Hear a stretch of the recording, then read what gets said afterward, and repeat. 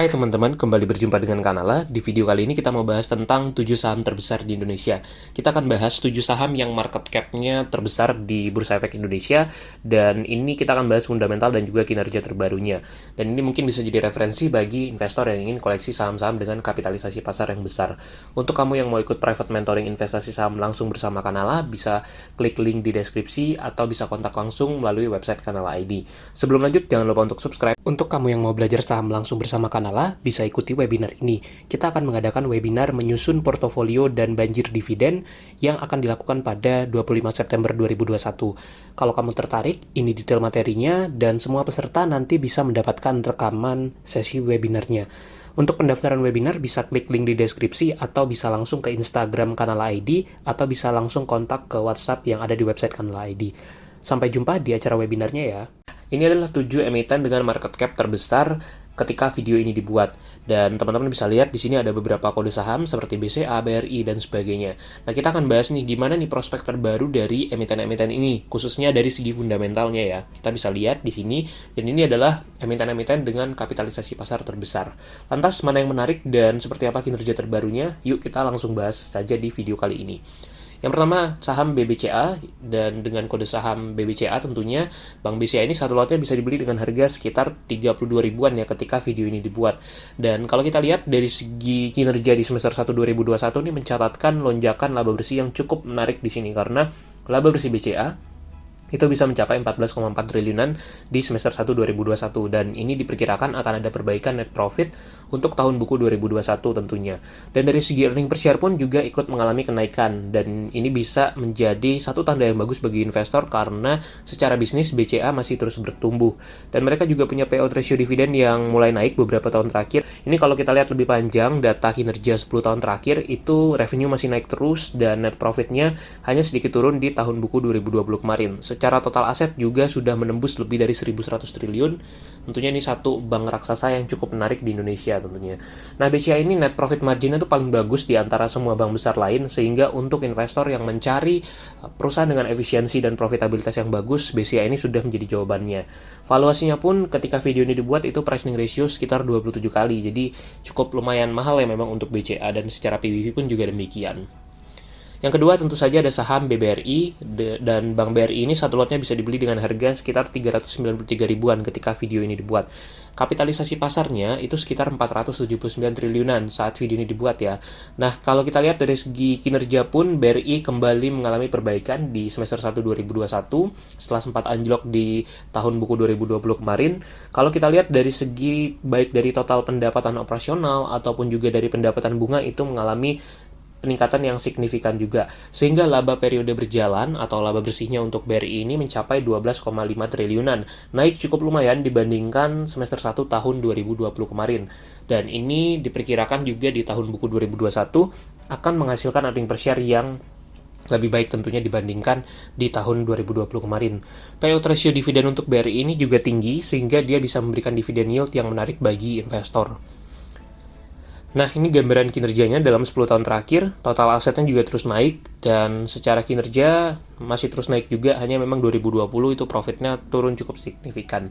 Namun secara umum menurut Kanala ini masih menjadi sesuatu yang bagus untuk saham BRI, karena dari segi profitabilitas, khususnya net profit marginnya juga tergolong lumayan tinggi. Bahkan BRI ini termasuk salah satu yang net profit marginnya tertinggi. Dan dengan ukuran bank sebesar itu tentu ini sesuatu yang cukup menarik. Ini gambaran valuasinya, PBV-nya hanya sekitar 2,4, masih lebih murah dibanding BCA tadi, namun untuk price-earning ratio itu sekitar 19 kali ya. Yang ketiga ada saham Telkom dengan kode saham TLKM, itu satu lotnya bisa dibeli dengan harga sekitar 340 ribuan ketika video ini dibuat. Dan dalam beberapa tahun terakhir harga saham Telkom memang belum naik terlalu signifikan, namun secara kinerja itu terus mengalami kenaikan dari tahun ke tahun. Dan di tahun 2021, khususnya di semester satunya, itu net profit Telkom mengalami kenaikan yang juga cukup baik dibandingkan semester 1 2020 kemarin, dan labanya itu mencapai 16,9 triliunan. Dengan demikian, earning per share pun diperkirakan juga akan ikut naik untuk Telkom di tahun ini, dan mereka juga payout ratio dividen itu termasuk salah satu yang tinggi sebenarnya di Bursa Efek Indonesia, sehingga bisa memberikan dividen yield yang menarik. Ini gambaran kinerjanya dari segi income statement. Kalau kita lihat revenue itu masih terus naik juga, dan net profit pun masih terus bertumbuh, walaupun memang sempat terjadi penurunan di tahun buku 2018, tapi trennya kembali naik lagi. Nah, ini net profit marginnya tergolong lumayan tinggi juga untuk perusahaan seraksasa Telkom ya. Kalau kita lihat, itu bisa mencapai sekitar 17%-an di semester 1 2021 ini. Dari segi valuasi pun saham Telkom ini masih berada di valuasi yang wajar kalau menurut Kanala, karena pricing ratio-nya masih sekitar 13,5 kali, dan itu tidak terlalu mahal kalau menurut Kanala ya, dan yield dividennya pun cukup menarik di sana. Yang keempat, Bank Mandiri dengan kode saham BMRI, ini juga salah satu perusahaan dengan market cap terbesar ya. Itu ketika video ini dibuat, valuasi atau market cap-nya itu mencapai 281 triliunan. Nah, ini gambaran kinerjanya sama seperti yang dialami oleh bank-bank besar lainnya. Kinerja mereka juga mulai membaik dari segi net profit, karena pendapatan bunga syariah dan preminya itu juga naik juga di sini. Dan walaupun memang CKPN-nya itu naik juga, tapi secara profit ini masih terjaga di level yang sangat baik sebenarnya untuk Bank Mandiri. Kalau kita lihat di sini, laba yang bisa diatribusikan ke pemilik entitas induk itu mencapai 12,5 triliun rupiah. Naik lumayan signifikan juga nih dibandingkan semester 1 tahun lalu. Nah, ini gambaran kinerja secara umum dalam 10 tahun terakhir. Dan di semester 1 2021 ini, Bank Mandiri ini menjadi bank dengan aset terbesar, yaitu mencapai lebih dari 1.500 triliunan. Jadi dia bank raksasa nih yang terbesar di Indonesia juga. Dari segi net profit margin juga beberapa tahun terakhir tuh bagus juga, karena bisa mencapai di atas 20%. Bahkan ketika pandemi kemarin di tahun buku 2020 tuh masih terjaga di level 14%-an. Jadi Bank Mandiri secara profitabilitas harus diakui juga termasuk yang bagus. Nah, ini gambaran earning per share-nya. Kalau kita cek juga mengalami peningkatan di tahun buku 2021, dan secara dividen juga menarik. Jadi ini paket lengkap sebenarnya, kinerjanya menarik, bertumbuh, dan dividen yield-nya cukup menarik untuk BMRI ini. Valuasinya pricing ratio hanya sekitar 11 kali, jadi ini satu peluang yang menarik bagi investor jangka panjang tentunya. Yang kelima nih, ada saham Bank Jago dengan kode saham ARTO. Satu lotnya bisa dibeli dengan harga sekitar 1,5 jutaan ketika video ini dibuat. Dan memang berbeda dengan beberapa emiten yang sudah kita bahas, kinerja ARTO ini harus diakui masih sangat kecil atau bahkan bisa dibilang masih mengalami kerugian. Kalau teman-teman lihat di sini, rugi periode berjalannya di semester 1 2021 itu mencapai 46 miliar lebih ya. Dan secara total pendapatan pun juga tidak besar sebenarnya, bahkan tergolong sangat kecil karena hanya sekitar 139 miliaran untuk pendapatan bunga bersihnya. Dan teman-teman bisa lihat sendiri di sini di balance sheet dan juga di income statement-nya, bahkan dari segi mengumpulkan dana pihak ketiga, ARTO ini masih sangat-sangat kecil. Jadi menurut Kanala, dengan valuasi yang begitu mahal untuk market cap-nya, ini masih tidak logis ya, atau tidak masuk akal kalau bagi Kanala pribadi melihat kinerja ARTO yang hanya seperti ini.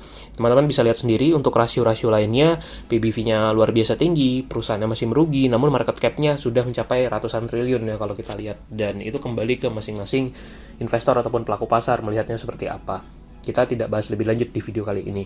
Nah, berikutnya ada saham ASI, Astra International. Satu lotnya bisa dibeli dengan harga sekitar 522 ribuan ketika video ini dibuat. Walaupun beberapa tahun terakhir harga saham ASI ini turun cukup lumayan ya kalau kita lihat di sini, namun secara kinerja mereka masih punya konsistensi untuk net profit. Di semester 1 2021 itu labanya sekitar 11,1 triliunan. Memang mengalami penurunan dibandingkan semester 1 2020. Namun kalau kita lihat secara kuartalan, di sini sudah ada perbaikan kinerja untuk Astra International ini.